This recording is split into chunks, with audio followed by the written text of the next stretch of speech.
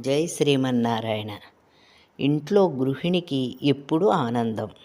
భర్తగారు ఇంటికి వచ్చిన వెంటనే, ఇదిగో ఈరోజు సొమ్ములు అందాయి, అమ్మాయికి గాజులు తీసుకుని వచ్చాను అని అంటే తల్లికి ముఖం విప్పారుతుంది.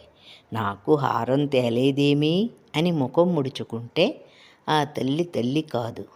ఆ పిల్లలకు ఏవైనా తెస్తే ఆనందించేదే తల్లి. ఆ రీతిగానే సీతమ్మ కూడా మహర్షులకు సుఖం కలిగిందని భావించుట చేత ఆమెకు ఆనందం కలిగింది. అంటే ఏకవీరుడుగా అంతమందిని సంహరించి వచ్చాడు. ఒళ్ళంతా రక్తసిక్తమై ఉంది. వాళ్ళు ఏమైనా పూలతో పూజిస్తారా? వాళ్ళు బాణాలతో కొట్టారు కనుక ఒళ్ళంతా రక్తసిక్తమై ఉంది. అటువంటి భర్తను చూసింది సీతమ్మ.